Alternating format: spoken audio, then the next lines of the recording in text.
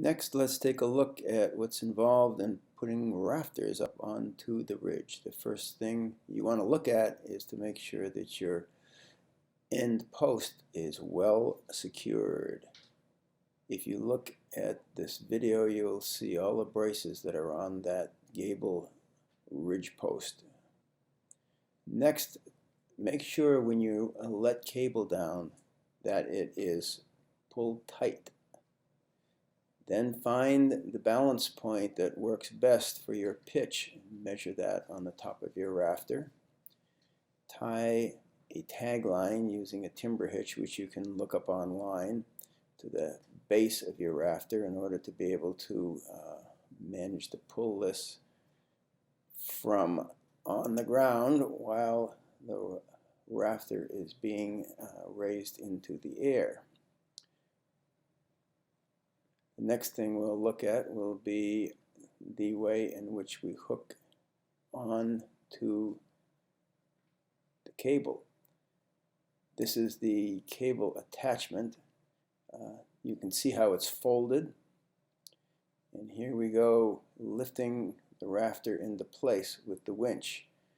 You need at least one person up on the ridge operating the gym pole, pulling the upper end of the rafter to them, and somebody else pulling the tail end out so that a third person who is standing at the tail end of the rafter can lift it handily into place. This is another view from looking at this whole process from the gable end to help you be able to see how the two people at the top of the rafter and the bottom of the rafter are able to pull the rafter into position. You can move, obviously, the end up and down with the winch, and then pulling on the tag line will bring the end of the rafter in and up so that it can be easily set into place.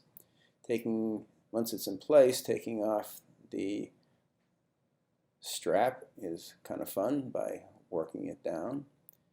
And then next thing we want to do after that is attach a temporary bracket to keep that rafter from slipping while we push the rafter down the ridge and plate into place. Once you get it lined up, then you want to be able to secure the top and lift the bottom up so that you're sure that the top is tight against the ridge beam.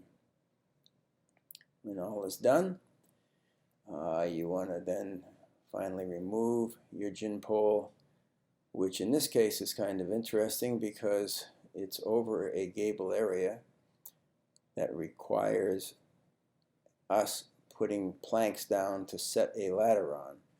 We just removed the bracket that holds the plank. Obviously the planks have already been removed.